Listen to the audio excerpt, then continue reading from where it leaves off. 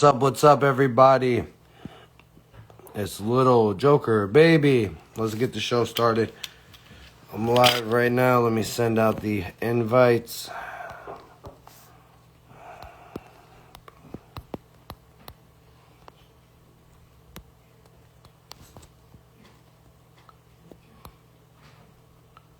Boom. Just setting up. Let's get the sunglasses on and let's get it, man. Let me see if this light is plugged in.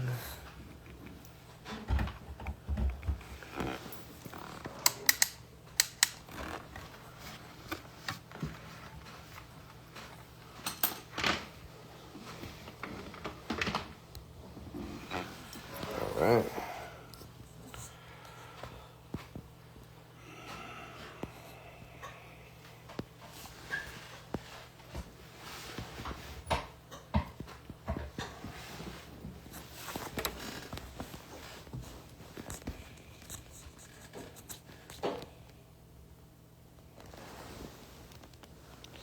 Let's see what's up. We're waiting for my guest and my co-host, and we're going to get the show started. Everybody that's tuning in, we love you. We appreciate you.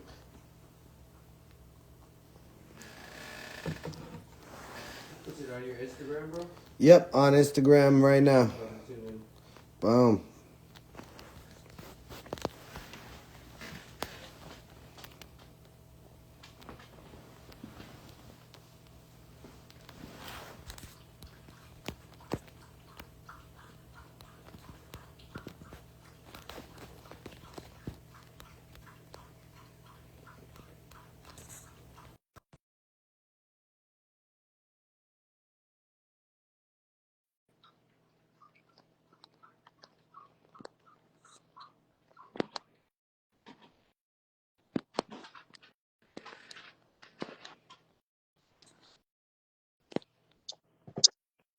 Yo, It was good.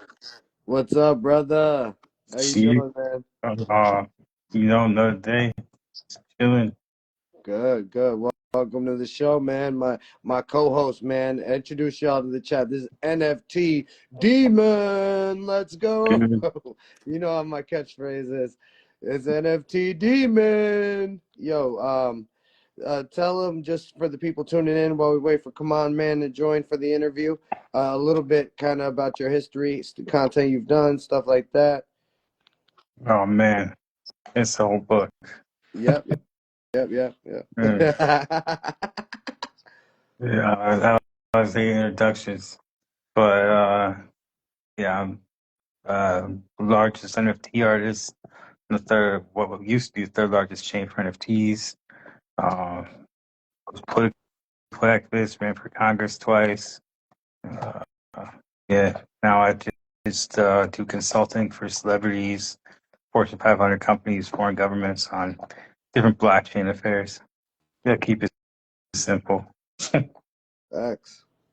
No, that's amazing. That's what I'm saying. He's my boy, man. He's really an expert on this stuff, man. There's a much larger article in my link tree. Yeah. Yeah, for sure. Everyone make sure to click all his links, man. He's got a lot to his brand, a lot of different stuff, projects he's worked on, and you could see the history, man. Articles written on him. This is a star right here. NFT Demon, let's go, man. Yeah. Yeah, bro. So, I just saw a headline while we're waiting. They're saying about Kanye might have been temporarily banned from Twitter. I know you might have some thoughts on that. What do you think? Because of like Yeah, I don't know. saying he's not banning anyone, and then he got the ban. That's what I'm saying. But I mean, he's been banned plenty of times before, so okay, yeah, I feel he you. wouldn't be the first time, probably not the last. Yeah, If he was banned. yeah, yeah. All right, we've got him. Come on, man. Podcast. Let's There we go. go. Yeah. I don't normally do this Instagram live thing, man. Yeah, yeah, man. Yeah, man. It's fun though. But I'm glad you're here, man. So, how have you been, man? Oh, busy. Good. I basically juggle like 3 different jobs. Yeah. That's good. That's good. Talk a little bit about it. I mean, the new book is what definitely for sure. I want to plug that for from the jump. What's the title? Where do we find it at? Oh, this is an edgy title. It might get us kicked off the live. It's called "Get Her to Fuck You Again." A red Haha, a let's red go. pill guide to fix a dead bedroom. Facts. Yeah, it's And that's what it designed is. for it's designed for married guys that their wives aren't putting out anymore, Mm-hmm.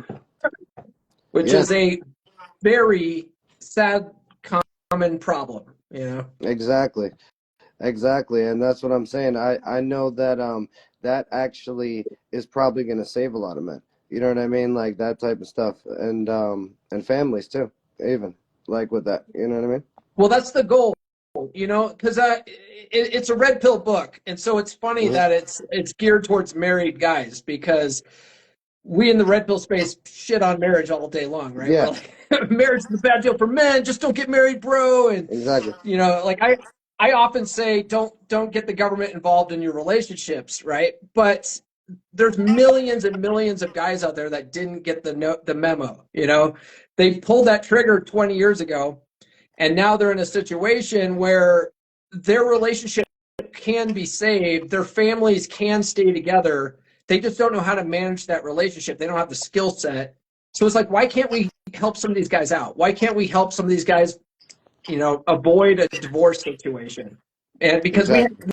we have such a crazy divorce rate in the Mhm. West. It's like, well, why can't we help with that a little bit? So that's the goal of the book, Exactly. is to try to save some men some heartache and keep some families together.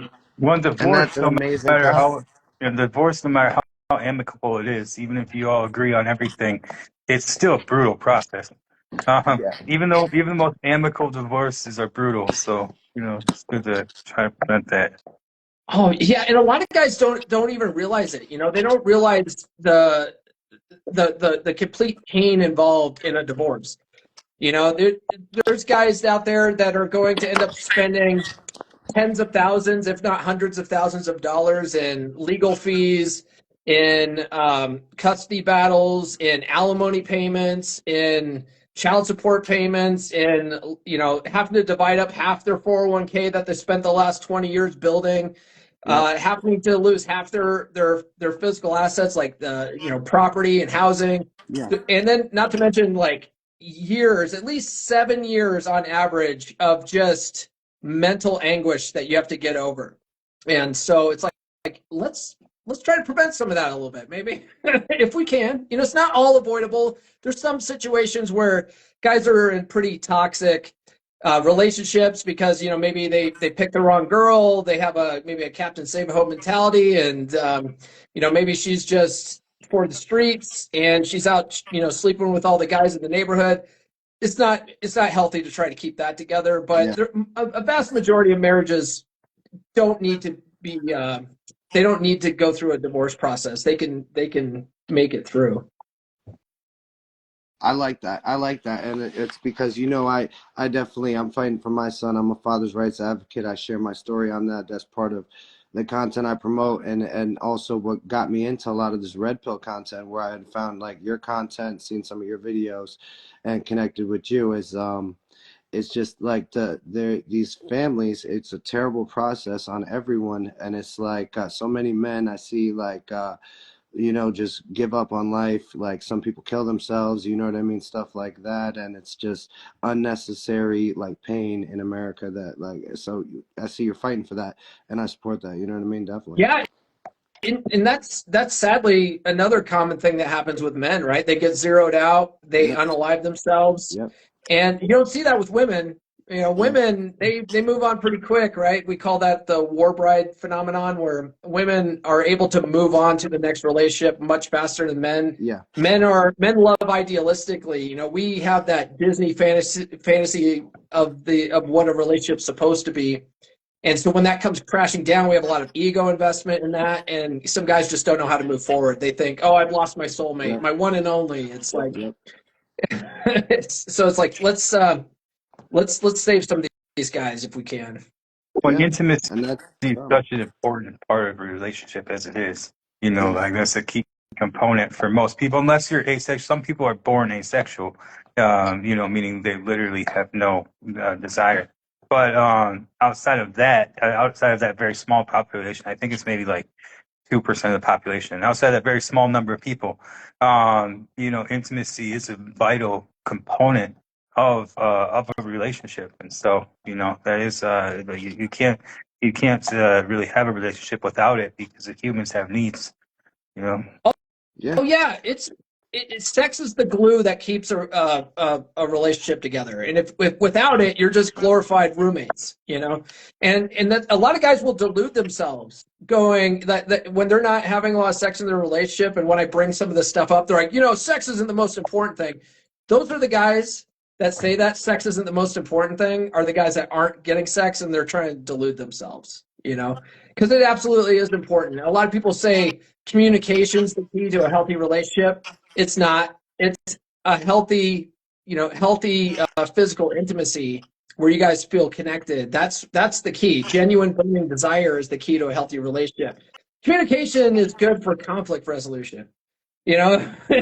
So it's not the key to the relationship, though. The relationship is built on genuine desire, and if it's not there, or if it was there and then it's gone, well, you got to get that back. Exactly. Because by the time you get into a relationship, you've probably already communicated everything that's vital to communicate or important to communicate outside of conflict resolution.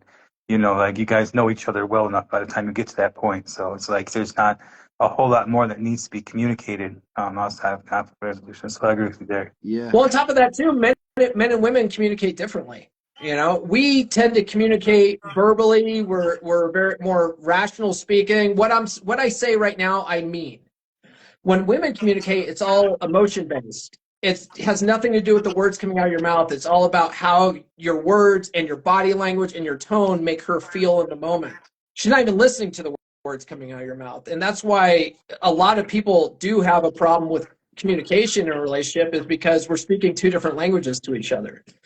So a big thing that I teach in the book is how to understand that, how to understand when your woman's in a moody, she's kind of moody and bitchy, not to climb onto her emotional roller coaster. She doesn't want you there, so you need to be able to recognize what's going on in her world and be able to not let it impact you and not let her emotions throw you off center. That's a big thing for guys. A lot of guys, their girlfriend is in some kind of pissy mood and they're like, oh shit, the baby maker is unhappy. How do I make the baby maker happy? And they start dancing around, doing everything to make her happy, walking on eggshells, trying to do anything to avoid any kind of conflict. And that further drives her away. She doesn't want that. She wants to know that her moods don't impact you.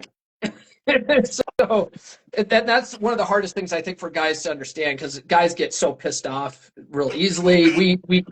Women are able to push our buttons.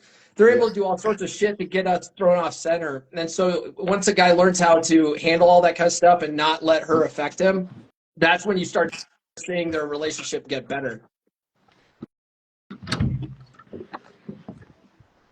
Definitely makes sense. Yeah. I hear you. You're just walking around your house, man. You're making me, Yeah, no, I just went tired. for a cigarette. But so how did you come up with the process with the book? Is there a deeper story, like a friend that you helped or any of your previous clients or anything that kind of inspired this one the most? Well, I've been doing the dead bedroom coaching for a while before I actually wrote the book. Yeah. But a lot of the principles I learned through my studies years ago in just relationship management. And then I do have a friend in the space named Ryan Stone. He wrote a phenomenal book that's a great compendium to my book. It's called Dread. So Praxeology Volume 2, Dread by Ryan Stone. And so I learned a lot from Ryan's stuff. And then I also added a bunch of other stuff too. There's another phenomenal book in the space called The Married Man's Sex Life Primer by Athol Kay. Okay. And so I sort of combined a lot of the stuff that Ryan talks about, a lot of stuff that Athol talks about. it's all just general information in the red pill space. So I tried to compile my book in a very easy to follow linear fashion that starts at the beginning of what we call the betaization process and helps you start changing that dynamic back around again. Mm-hmm. So, but yeah, I started working on this stuff. I started coaching guys about a year ago on the dead bedroom stuff because I realized up until that point I was doing a lot of date coaching. A lot of my podcast content was around dating. But myself, I'm in a long-term relationship, and I keep moving further and further from the dating circuit. And so I was like, it makes more sense for me to start talking more about relationship stuff. And guys tend to find their way to this space who are in long-term relationships or they're married because their wives aren't fucking them anymore. So they end up Googling like, hey, how do I get my wife to fuck me again, right? And so I realized, man, there's definitely a niche market for that, and there's a lot of guys that need help with that. And so I was like, let me focus my attention on that. And then I started working with a business coach last year too, shortly after that. And he was like, dude, you need to write a book on this. You need to write a book on this. So that's why the book came out in January, because I was working on that for several months last year. Okay, and have you dropped an audiobook edition as well? Is that coming? It's out. Oh, It okay. came out in January also. So yeah, you can get this. You can get this on Audible. Yeah. Did you read it? I'm saying, how was that Oh process? yeah, I did read it. Yeah. So I have 3 books. Right. The first book I wrote was a couple of years ago called Everything I Wish I Knew When I Was 18. And for that one, I was like, I don't know if I want to read the book. I don't know if I want to learn how to master the audio for Audible, because that's a whole process. And so my friend Thor he read the audio for that. I read a couple of the intro chapters and the conclusion, but he read the bulk of the book. And then after that, everyone was like, dude, I wish you would have read the book. I would, because a lot of people, when they listen to the audio version, they want to hear the author read it. Yeah. And so when it's some other dude, it throws them off. Yeah. So I came out with a book last year called The Essential Skills of a Masculine Presence Psychology Paradigm. And for that one, I was like, okay, I'll do this one. And so I had to actually learn how to master audiobooks, and it's actually really easy. Yeah. It's so fucking easy. Yeah, if you ever want to do it yourself, all you need is there's a free software called Audacity. Yeah. Audacity is a free audio mixing type program. It's very simple to use. And then you get 2 plugins. One's called the ACX check plugin, which checks to see if the levels are right. And if not, it'll tell you which one's failed or whatever. Yeah. And then there's one called the Audiobook Mastering Macro plugin. Okay. And so what I learned is all you have to do is just sit there, read the book, and record it. And then, of course, you fuck it up like 20 times. So you go through, you edit out all the flubs and mess ups, right? And then you run the macro, which does 90% of the job for you in like 2 seconds. And then you run ACX check. It tells you which levels failed, and then there's like one other option that you check, and it makes it perfect. So what I learned is each chapter took about 30 minutes to record and took about an hour to edit, and then it was ready for ACX. Yeah. Okay, no, that's great. No, I went to school for audio engineering. I just never did like book format or anything like that, but I probably could use like some of those apps I got for that. I'd try it out one day if I ever come up with something. You know what I mean? I love audiobooks. That's how I got into a lot of these red pill books. Was I would just I'd be working at a factory and they let you wear one earbud in, and I'd listen to all the books like kind of like throughout my shift to get me through it, because it was better than making a 10-hour long playlist of music. I could just listen to 3 books. You know what I mean? Oh yeah, dude. I love audiobooks, man. Audiobooks are effortless learning. Yeah. You can listen to it at the gym. You can listen to it in your car. You can listen. I run. I'm a run. Well, I haven't been. I fucked up my knee, but so on the air bike now. Yeah. I listen to audiobooks when I'm on the air bike, and it's just real easy to just throw that on and absorb the information, listen to it multiple times if you really want to master it. And Yeah. yeah, audiobooks are phenomenal. One thing for this book, especially, a lot of guys are afraid to buy the book because they don't want their wife seeing them read the book, you know? Mm-hmm. And for those guys, I'm like, get the fucking audio then. She doesn't have to see it, you know? Yeah. Just get the audiobook. But for the guys that are afraid, you need that book more than anybody. Like, because you're afraid of your Exactly. wife and what she'll say, you need this book more than anybody. Exactly. Exactly. I mean, if they can't like even read whatever they want to do, they've lost kind of control in the marriage. You know what I mean? It's totally in her frame. It's at that point they need it the most. You know what I mean? Like, Oh yeah, yeah, yeah.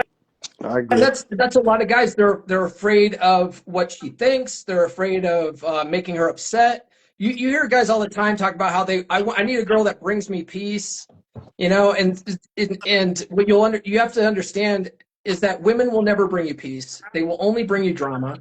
So if you want peace, it comes from up here. It comes from your mindset and how you handle the Yeah. situation.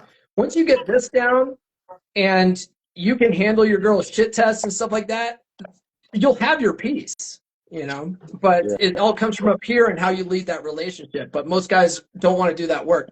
Oh, look, we got a guest. Yeah, that's his dog. His dog even has Instagram too. He's got like a viral dog out there. His name's Riot. Yeah.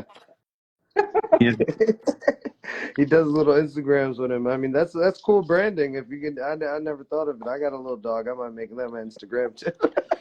yeah. There's some pro wrestling couple I follow, and they Johnny Mundo and his wife is Tanya Valkyrie, I think her name is.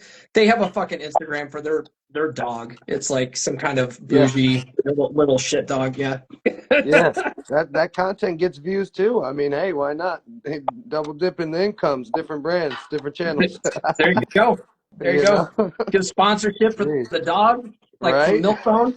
Exactly. And dogs can't get canceled, so we could get them on like all the big shows. There you go. You know? Speaking of canceled, I wasn't sure if I was going to be able to do this live tonight because for the longest time on Instagram, they were like, "You're banned from going live," and I'm like, "For what? Like, what did I do? I didn't do anything." Yeah. Jeremy's the tech expert. He might be able to help you with that You more know, than me. But they used to have all sorts of like AI filters and everything else. Apparently I don't know if they're completely done with it, but I do know they're doing better than they were before on free speech because I was in a group chat on Facebook and I actually ended up getting restricted from all like DMs for a month over something that I had posted, which normally would have been like a legit restriction, but I appealed it and they actually let it go through and lifted it within an hour. Wow. So I was shocked because it was something that was vulgar. Um, but it wasn't illegal or anything, but it was something that was vulgar. It was like a meme, like a vulgar meme of some sort that like normally they would have just upheld that. They never would have let me back. They would have been like, no, we're denying your appeal. But they actually agreed with my appeal and let me back in. I was surprised. I just did it for the hell of it. I didn't actually expect for them to say yeah and reverse it, but they did within an hour. I was like, damn. So Yeah. I know they're at least starting to implement some of the free speech stuff that Mark Zuckerberg has talked about. I don't know where they're at with that. I don't work for Meta, so I can't tell you. But that might be why. They might have lifted some certain things that they thought you triggered, whether you actually triggered them or not before, and then now it's lifted. I think I'm out of the restricting period because I noticed that some of my content's being monetized, okay. which it was never monetized before, and I was always prevented from it because of my content was too hot for TV or some shit. I don't know, but I'll see stuff on the Reels page that's just flat out racist. Yeah, exactly. Just flat out racist, going viral, and I'm like, how are one is funny. I mean, I don't know about what you guys think, but I think some of that shit can be funny if you don't take it seriously. But when it's that stuff's out there, and then the stuff that I put out there isn't even that bad, and I'm getting banned for it, like something's off. Something's off with the algorithm. Exactly. I mean, you should definitely hear from Jeremy about his lawsuit with Elon Musk over Twitter. If you could still talk about that, Jeremy, that's something you can You say. got A lawsuit with Elon? Yeah, I actually had court yesterday, and the judge should make his ruling any day now on that hearing. But it's been going on for about a year now. It started in regards to corporate statements that they had made on free speech and then violating those corporate statements. And the judge actually ruled that they were exempt from following everything that they said. Their argument was that they didn't believe in free speech. Their argument in court, like that's the crazy part. Is like they say all this stuff publicly about free speech and everything else, but then they go to court and their lawyers say we don't believe in free speech. We should be able to suspend you for any or no reason at all. And if you think we believe in free speech, then you're being unreasonable because clearly we don't mean the things that we say. Then that's a completely but that was a compelling enough legal argument due to the Communications Decency Act of 1996 for the judge to say the suspensions were valid, but then it switched over into appeals, and the fact that you can't actually appeal your account, and that's what the judge is ruling on right now, because the whole appeal system is like a ruse. There's nobody that actually looks at the appeal. You can fill out the form, but nobody actually looks at it. Nobody actually, you're not able to appeal. That would be like the appeals court, like you get convicted of a crime, Yeah. right? That would be like the court saying, we're just going to toss this out. The judge is ever going to look at it. Yeah. Like you do that. That's not an appeal. And the terms and conditions explicitly state that you can have an appeal. So the judge did actually seem to kind of buy that argument yesterday in court. We're just waiting for his official ruling whether he completely bought it or not, and we can move forward to discovery. If we can move forward to discovery, then they're going to want to do anything to prevent that, just because they don't want corporate documents to prove how much they don't care about free speech. So Man, I yeah. wish someone would do that with TikTok, dude. Because my first account on TikTok got completely banned, no rhyme or reason. I tried to appeal it, they just said no. And then I had something like that happen with Twitter years ago. And then in order to get my account back, all I had to do was write the Better Business Bureau in Silicon Valley in California, and they reached out to Twitter, and Twitter reversed it, and they got my account back. Sure. But on TikTok, I lost that account, and I had like 30,000 followers, and I had to start over from scratch. Yeah. And then since then, I have two accounts now. One's a backup account, but the primary account's been stuck for the last 2 years at like 20 some thousand followers. I'm constantly in a shadow ban. I can't, like, I go to appeal stuff, it's always declined.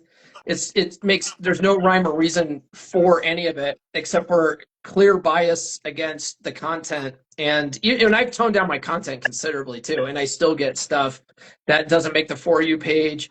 One thing I will say though that TikTok did add, which is you can go into your account now and go into creator tools and do an account check, and they'll actually go through and show you if you're under a shadow ban. They'll say, yeah, you violated here, your account's restricted. And some of it's just, the video you posted isn't qualified enough for the For You page. If you go in and delete those videos, you're in good standing again, and then they push your stuff out. So like it seems like TikTok's working on it, which is good finally, like 6 years later, but I didn't realize Twitter is just as bad still. I thought Twitter was getting better. But it's not. You have to sue dude. them. I Okay. tried to call someone 304, but it properly spelled, and I got reported on Twitter. Myself, my post was limited, and at first, like, he would tell me a story. Me and him do spaces. Like, literally, he put me on for when he was doing the Trump and Pump NFT that was officially approved by by the Trump administration, and Little Pump was involved. We would do spaces with him all last summer. The rapper Lil Pump, he's the first rapper that like is of a major variety that endorsed Trump publicly. So like it was a big thing to do it. And I was working with him all summer. We'd just do 12-hour, 24-hour spaces with Lil Pump there the whole time. He would answer stuff here and there, but he would just put the space on and be chilling, listening. and we would kind of run the show. And we would just like go in and and he put us on. He put us on with that, and it was a big connection. That's how I got into it. Like knowing Jeremy was just my spaces and all of that stuff. But now it's like me and him have become like business partners. Like in the sense, I'm like his intern in a way, I guess. You know what I mean? Hey, but I don't care. We kill it. We do the social media stuff, and it's a beautiful thing, bro. I'm glad that like I got him here to get you to talk with him, because this is a big story. We've been trying to tell like a lot of people about it and stuff like that, and promote the whole thing with this Elon situation. He does have that lawsuit, and it's like, hey, I'm still conservative. I still don't think kids should be told to pick their gender, none of that stuff.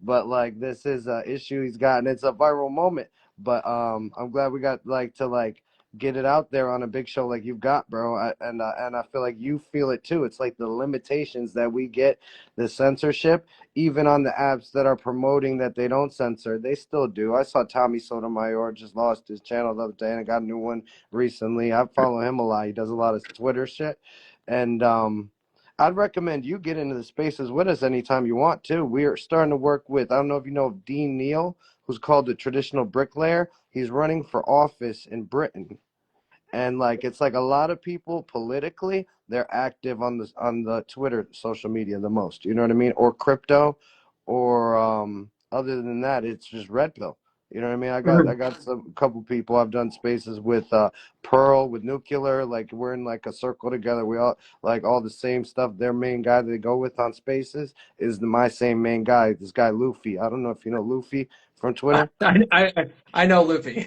Okay, yeah, I did his spaces too a lot. He did a little bit, but it's like his spaces get a little hectic. We more like the debate with the time structure. Yeah. You know what I mean? Where everyone gets a chance to go back and forth.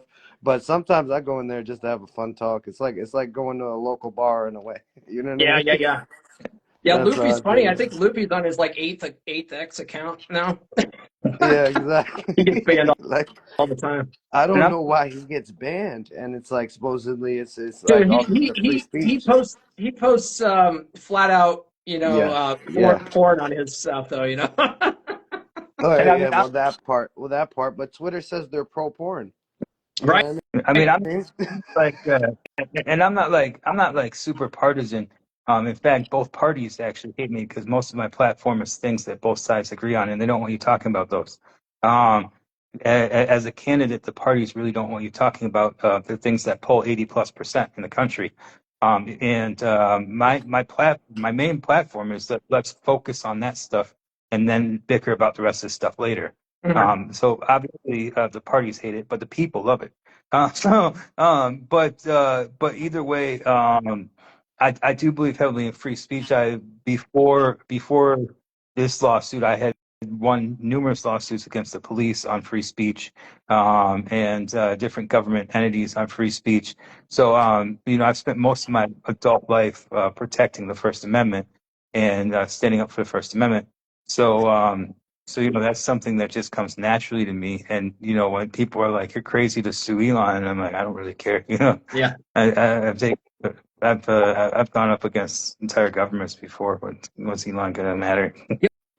What I don't understand, like I get the argument too that these are private platforms. They can set the rules and decide what goes on their platform. And okay, fine.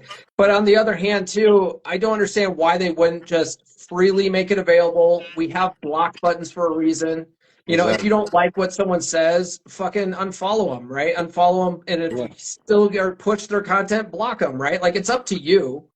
Well, But it's like, oh no, we need these people to nanny us and do it for us, and it's like, no, you can handle it yourself, can't you? Aren't you a fucking adult? I don't know, but my, my people just want other people to police other people. my biggest problem is that, like, if you want to run a platform, okay, have whatever rules you want on your platform. If you don't want if you don't want people to talk about dogs, then that's fine. It's your platform. Go ahead and have it. But be consistent about your rules and be honest about your rules. Don't stand up here and pretend like you're some sort of free speech warrior and then shit on free speech. Yeah, That's when I have an issue. And unfortunately, that particular thing you can't actually sue on. But you can sue on the breach of contract with the appeals. But regardless, but either way, like, don't the hypocrisy of standing here pretending you're a free speech warrior, getting credit for being a free speech warrior, it's insulting to me as someone who's done time in jail over free speech, who's been arrested over free speech and won multiple losses, who spent a lot of money, time, everything, and freedom over free speech. For somebody to be viewed as a free speech warrior who shits on free speech, that's offensive to me.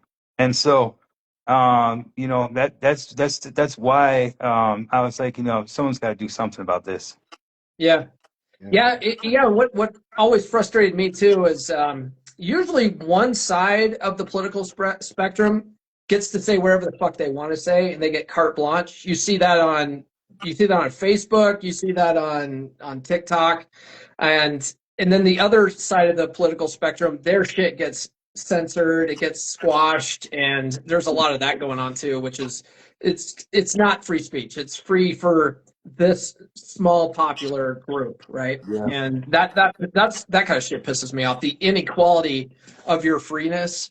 It's bullshit. I mean, But yo, look at this one thing I said the other day, which is kind of attributed. I could think both of you could get it.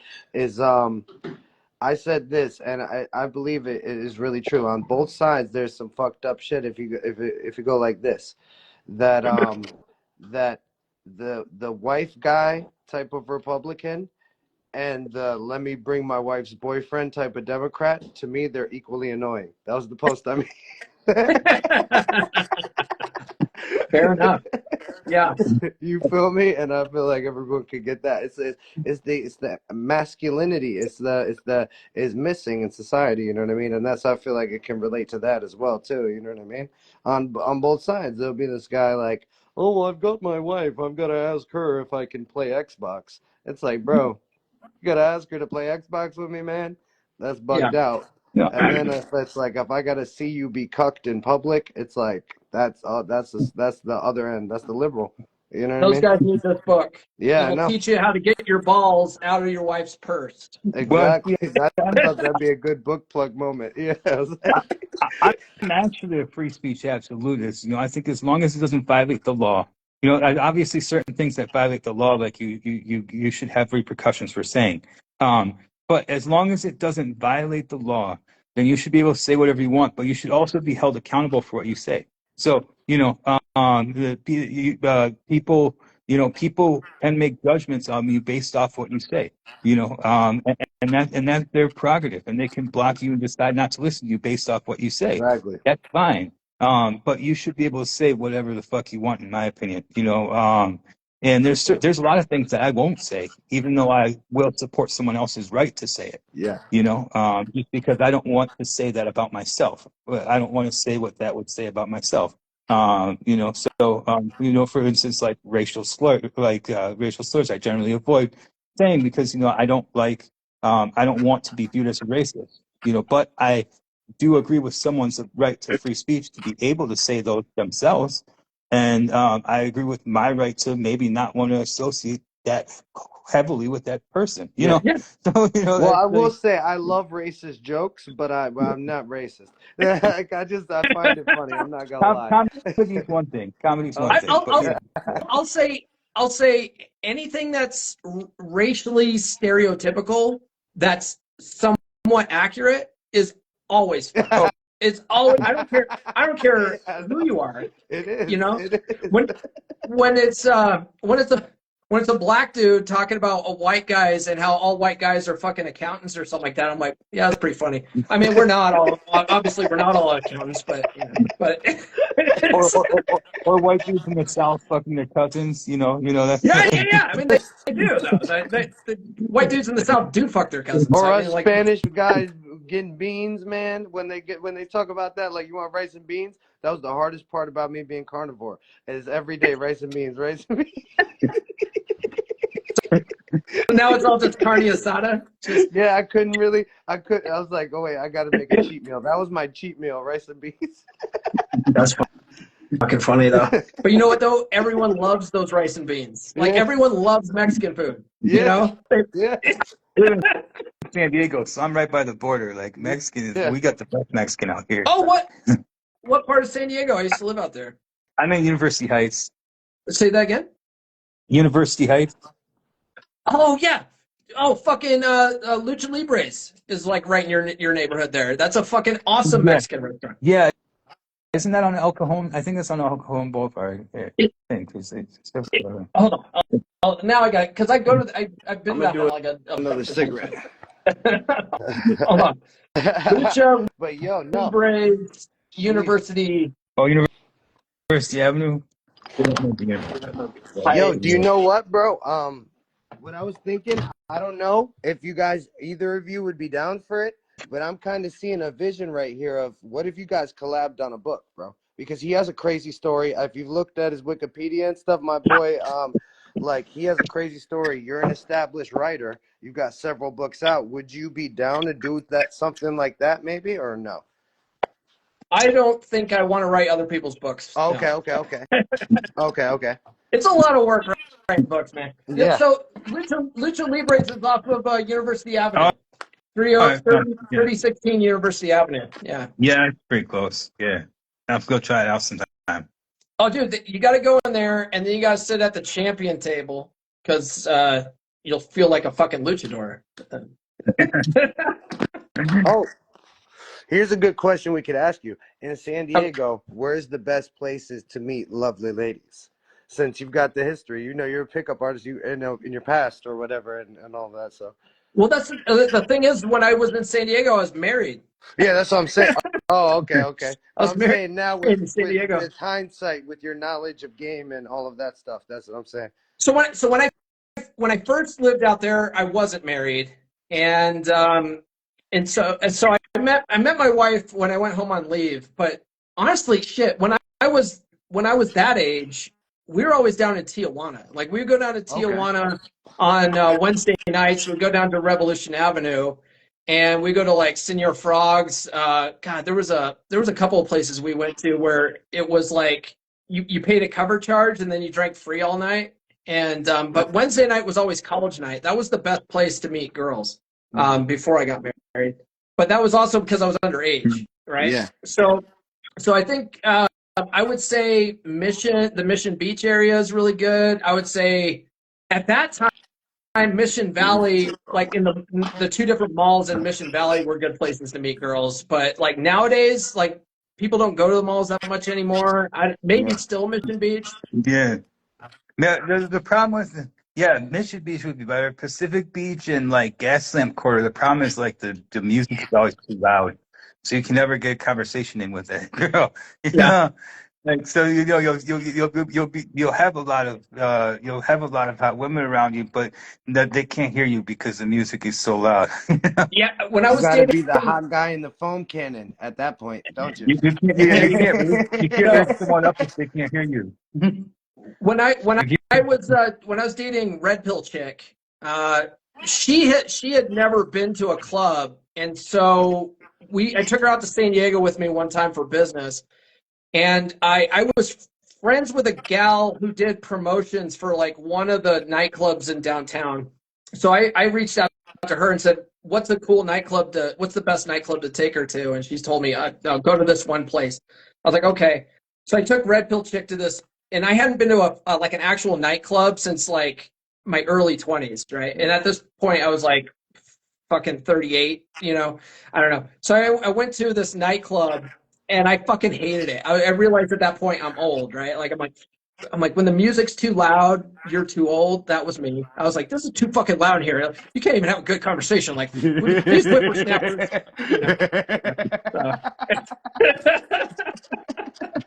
But Jeez, it's because funny. I'm gonna go out there and visit him soon. So I mean, if you tell me the spots, I'll go there. If I know you know some spots, Demon knows some of the nightclub guys there. But Everything's that's a different there flex now, in man. its own, though. That's status. Like if you know the nightclub DJ, that is pulling up on a different level in a way too. That's another aspect of game. I thought, you know what I mean? Oh There's yeah, just yeah. so If you many. if you know people and you have that social proof, yeah, Yeah.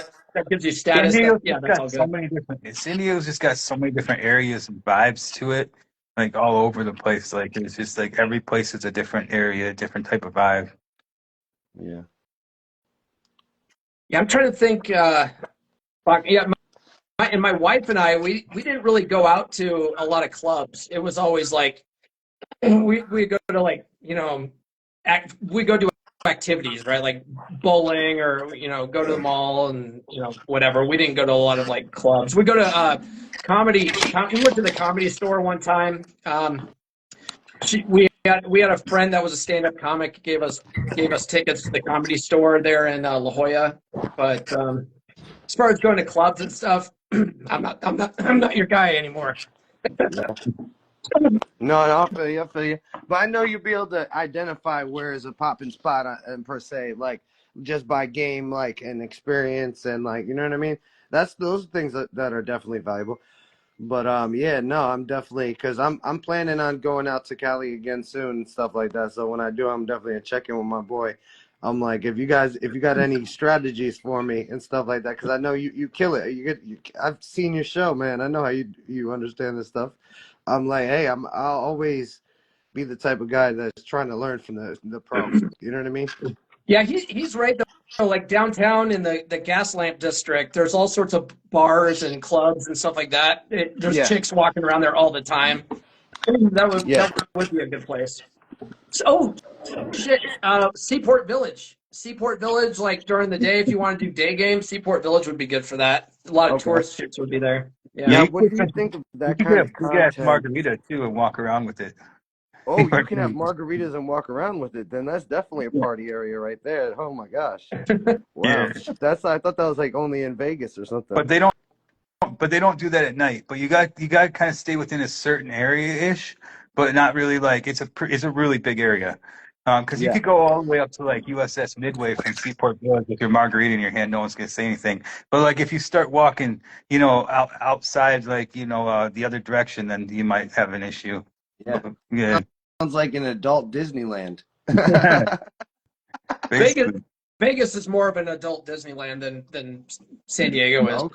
But Yeah. if you go down to Seaport Village, you have to go to Kansas City Barbecue because Okay. that's where they filmed the bar scene from Top Gun.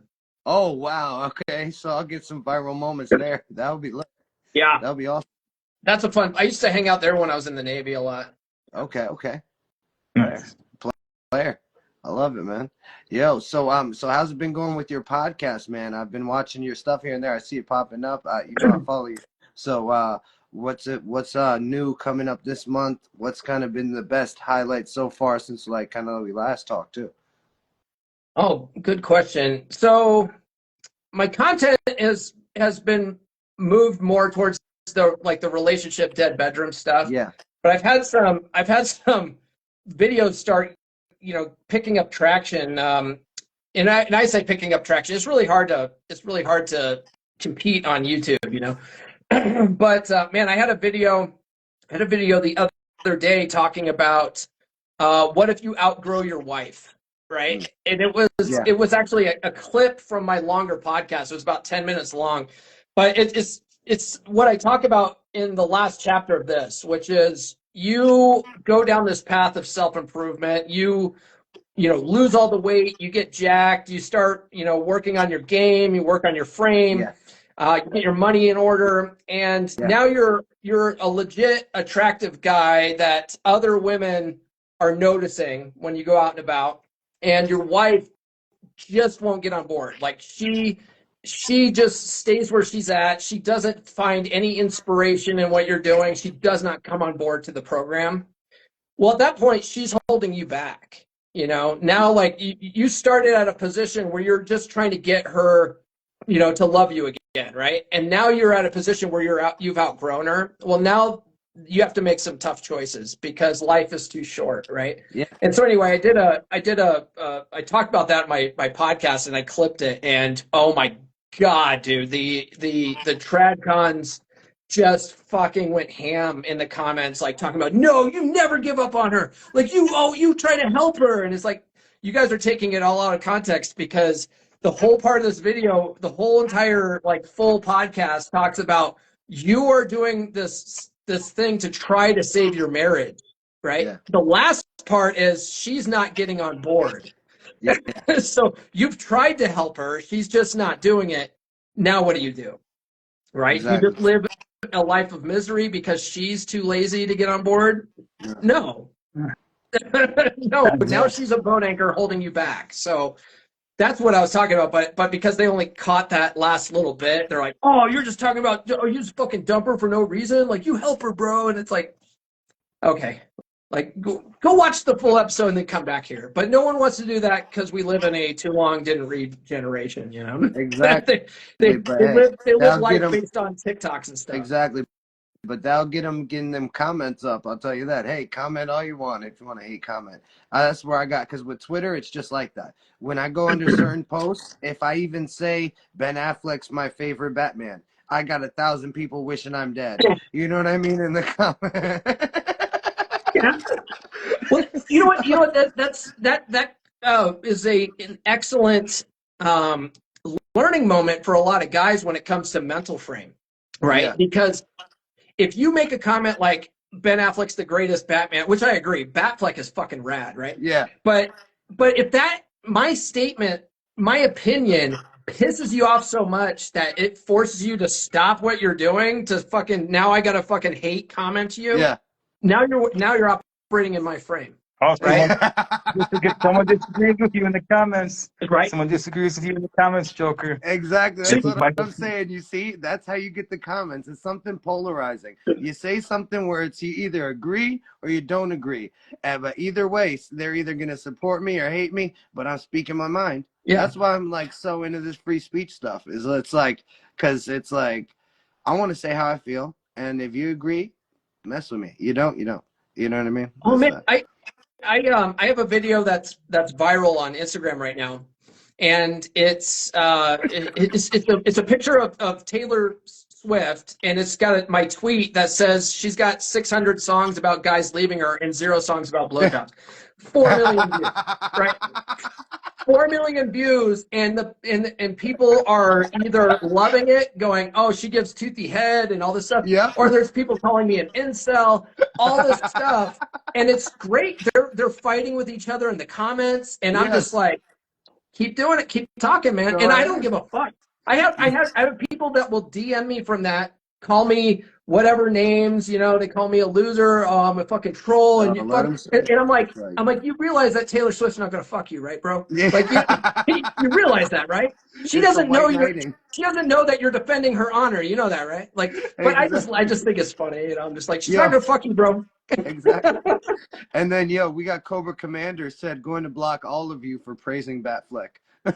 Oh wow, wow.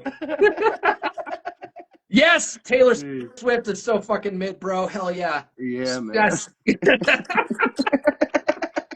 Oh, I Jeez, was. man. I had a viral tweet last year, and it Okay. was a very similar type post, right? Yeah. And it was a picture of Scarlett Johansson, and I circled like her flaws, right? I Mm-hmm. circled her flaws, and Yeah. I was like, oh, Scarlett Johansson's so fucking mid, bro. And it got 8 million views, and just the hate is intense, right? Yes. And Yeah. at the beginning of this week, some was it like some I don't know faceless Twitter account called like Delusional Takes or something. They Yeah. screenshotted that, and it's going viral again, and people are tagging me and like calling me fucking names and all this kind of shit. I'm just like, oh, perfect, this is going viral again. Awesome. Good. Just you're making me famous, man. Like, Yeah, please bro. do. Yeah, That's those fucking legit. Swifties are no joke. Those Swifties come out from all sorts of corners and crevices when you start posting. Yeah. Oh, see, that's why you do it, though. That's the perfect reason, because the Swifties get so fucking pissed. They're like a angry bee swarm.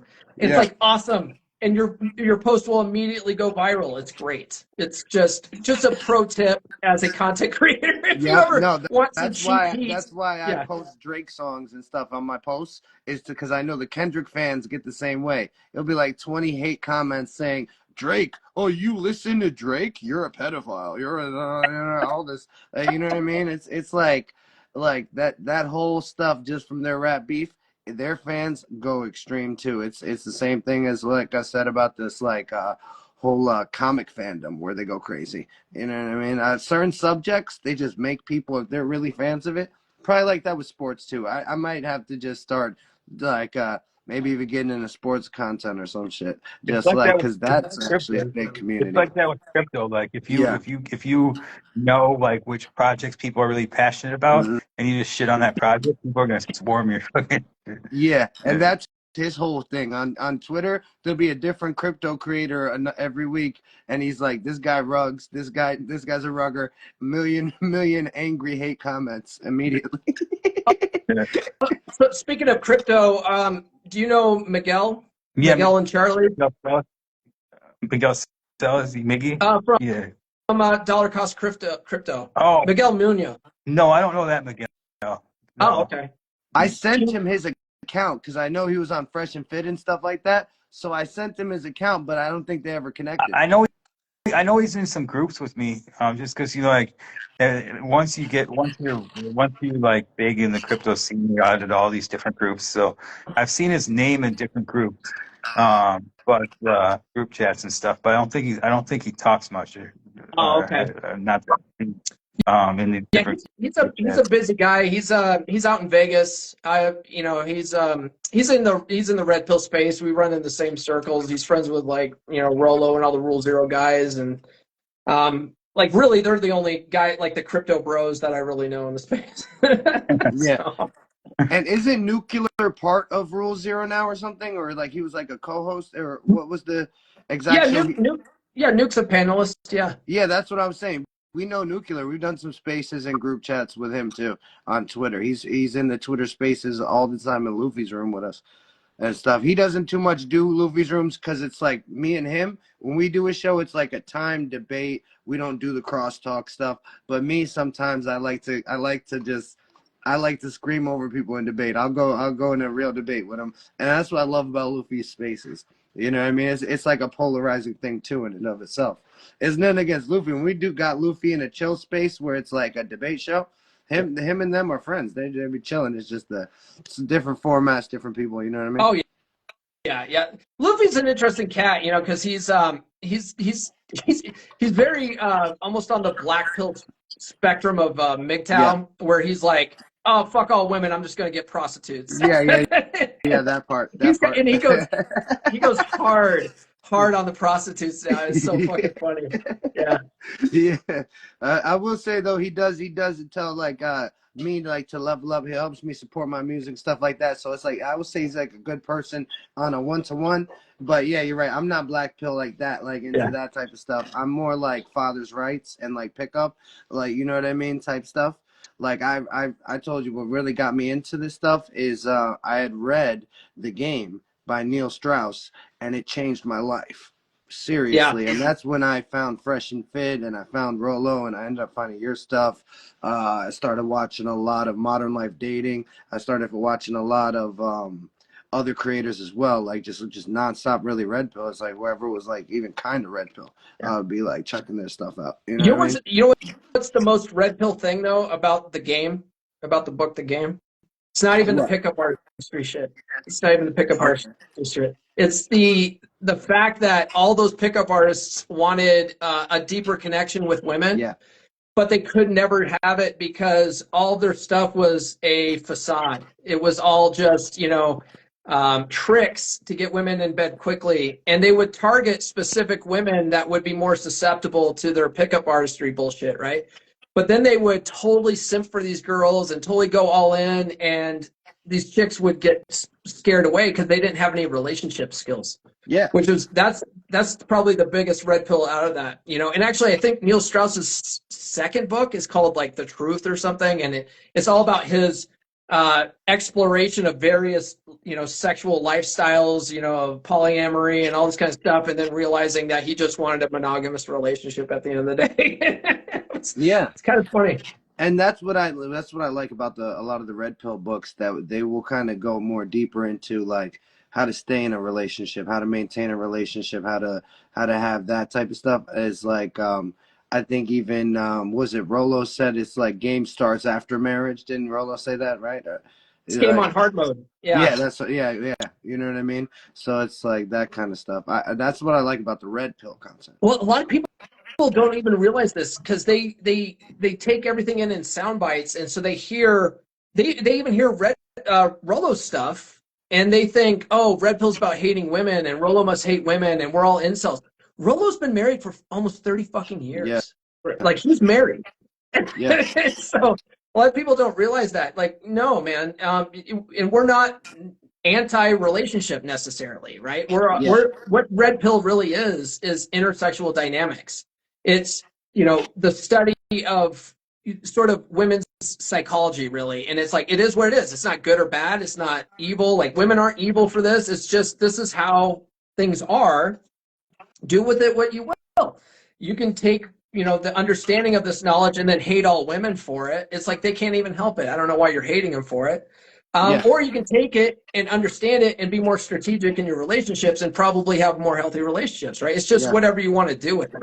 But most people don't even know what they want, and that's another thing with red pill. It's about, what do you want, right? Do you want to just spin plates for the rest of your life? Fucking awesome. This will help you with that, right? Do you Yeah. want to have 4 wives and be a Mormon and manage 4 women? Cool. This is how you do it, Yeah. right? But people sort of try to have this black and white thinking of, oh no, red pill is about hating women. It's about anti-marriage. It's like, no, like, not necessarily.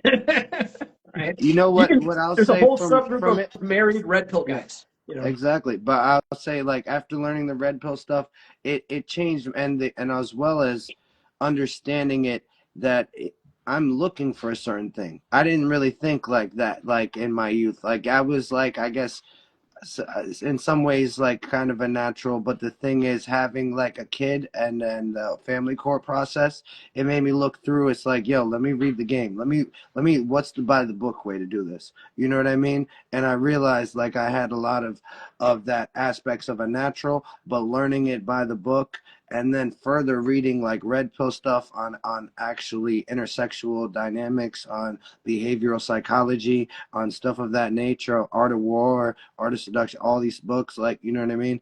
They made me realize what I would want, and also I had the skills to get it. And I may have already had the raw talent, but now I know what I don't want as well. I learned the red flags. I learned the green flags. I learned how to push myself to, you know what I mean? Like, when I read that book, I'm not gonna lie, I applied myself, like, to the fact of like everything he said in the book to be a PUA or whatever. And I first read it, I went through all that stuff myself. I put myself through it. You know what I mean? And did it in real life. You know what I mean? Plus integrating, finding out how to integrate the dating apps into it, which was not covered in the book. You know what I mean? And stuff like that. And Where that's when dating I apps found is those covered. shows. It's covered in this book. That's what I'm saying. Yeah, and then in the red pill books, that's where you find the more modern, present day information. That's what I feel like. It's like, I feel like I think of that as like a old, like, almanac for how to box, and then it's like the red pill stuff is how you win at boxing in 2025. Like, it's like how you do it right now, though. You know what I mean? There you go. Yeah, Yeah. it's for a modern age, because back in the 40s, you would court a girl Yep. and you would get married, and that's it. That was the process. And Yeah. now it's like, it doesn't work that way. Yeah. And humans actually aren't built for dating for love. Yeah. That dating for love is relatively new in the human species. Yeah. So trying to make monogamy work where you're dating for love, it's not natural to us as humans. In fact, most of the world hasn't even caught up there. In the East, they're still doing arranged marriages and shit, Yeah. right? My grandma had an arranged marriage with my grandpa. Wow. Yeah. Literally. So, like, I'm one generation removed from it. You know what I mean? To be legit. And it was like through the Catholic Church. They were Catholics. It was for Yeah. a farmland in Puerto Rico. Yeah. Oh, yeah, to acquire land assets. Yeah, it's a good Yeah. trade. Yeah, that's literally how it happened. It was a trade of a farm and the marriage. And they had 8 kids. They had like 7 kids together. You know what I mean? Yeah. Yeah. Yeah.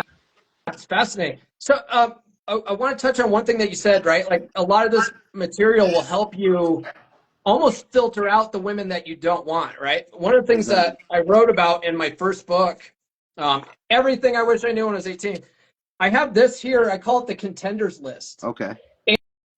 And a lot of guys won't sit down, like, if they're out in the dating circuit, and let's say they do want to be in a long-term relationship, they never sit down and write out the qualities that they want in a woman, and then highlight, she must have this. right? Like come up with Yeah. your 5 she must haves. If she doesn't meet those must haves, she's not a contender. She's not for your long-term relationship. You can date her, you can casually spin plates with her, but she's Yeah. not your contender. And Exactly. most guys won't do that. But if you do that, if you take the time to do that and you focus on your list, and instead of trying to get every girl to fit in your boxes, you check to make sure, does she already fit in my boxes? Yeah. Right? You're gonna Exactly. eventually you're gonna find that the cream's gonna rise to the top, and you're gonna find much better quality women. But most guys aren't doing that. Most guys are going with the first girl that touches their dick. So Exactly. there's a question here, and then I got to run here pretty soon. Okay. But he says, do you find sharing your insights on relationships and marriage publicly interferes with your personal relationship? Oh, No, good question. not at all. Okay. No, Yeah. and I'll say this.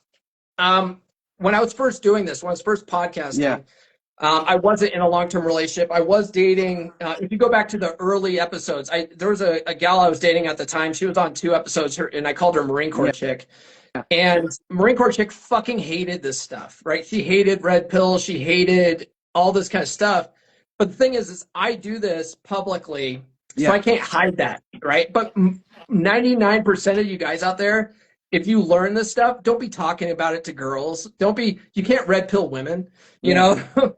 But Yeah. the fact that I do this for a living, the podcast is a part of my business. I coach men, I write books. Like I can't hide it. Yeah. Exactly. So I found that I just have to fucking own it. And any girl that's going to be in my life has to be on board with it. And if she's Yeah. not on board with it, she's not a contender.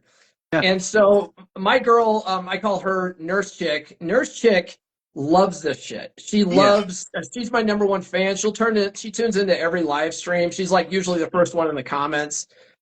She totally agrees with all this. She's given every book I've written like to her brothers, and like she has a son. She's given it to her teenage son and stuff like Yeah.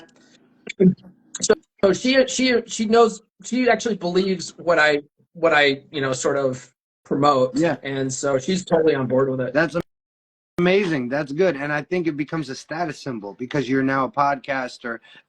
And also, the type of girl who would be obviously these red flags will probably be repulsed anyway. Like in that sense, it will repel. Like they'll probably still want to smash because like you're a fly guy and stuff like that. But you know what I mean? Yeah. Well, yeah. The thing about not red pilling women, Yeah. Rollo talks about this too. It's the observer effect, Yeah. right? There's things that women say they want, things that they think they want, then there's things that they respond to. And so red pill largely is about what women respond to. And a lot of women, when you talk about their what they typically respond to, they'll fight you tooth and nail about it. They're like, oh no, that's not true. You're a liar. We don't want that. We want the sweet candy, flowers and fucking put on a no, they don't. Right? Exactly. Like that's the first that those guys are in your friend zone right Yeah. now. Like we know differently. So the thing is when you try to explain this stuff to women, like, hey, this is the reason why you like me. This is the reason why you go for these types of guys. Now it's the observer effect where they're like observing the process, and observing the process changes the process. So they will fight you on it, and then they will purposefully not do those things because they're observing it, and but if it's in the moment, they don't know what's going on, they are going to follow their instincts, and it works, so Exactly. it's better to just not talk to women about this stuff. Just if you are red pilled, just don't talk about it, be about it, and you're gonna be fine. Yeah, exactly. All right, man. Well, thank you for coming on, man. And once again, let's get that plug for the book. If you could do another show for it, and I'll make sure I'll put this as the cover for it. You know what I mean? Boom. Yeah, it's called Get Her to Fuck You Again, a red pill guide to fix a dead bedroom. And look, if you aren't in a dead bedroom right now, you're in a long-term relationship or you're married, and it's okay, get the book. It'll make it 10 times better. I also made an accompanying workbook for this. Yeah. If you go on Amazon, you can find both of them. The workbook's only available in paperback because I want you to get it and actually do the daily exercises, because that's really going to cement this information for you, and that will actually start turning things around. Like if you just read this and put it on your bookshelf and never do anything, it won't do you any good. Exactly. You got to take action. So either get the book and start implementing it, or get the book and get the workbook and do both, and you're going to have twice the amount of opportunity to improve your relationship. So get the book, Get Her to Fuck You Again. It's on Amazon and Audible. All right, man. Thank you, man. And once again, we've got the Come On Man podcast Hell yeah. in the house. And then, yo, Jeremy, any final thoughts? Hello? You're muted. You're on mute. I think you hit mute. Oh shit! Oh, yeah. Yeah, no, yeah. Thanks for stopping by, and yeah, maybe hopefully keep writing some books. Yeah. Oh yeah, I've got 2 more books in this series coming out this year. I've just been wrapping up the second one. It should be out in June. It's called Forget That Bitch. It's a red pill guide to breakups.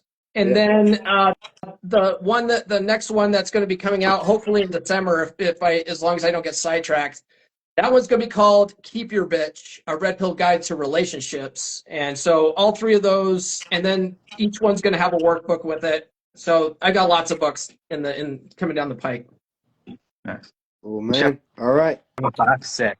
Once it's done, you shoved it. Oh, yeah. You need that box set. That's what made me get back into comics when they had, like, you could get the whole Frank Miller in a little box set.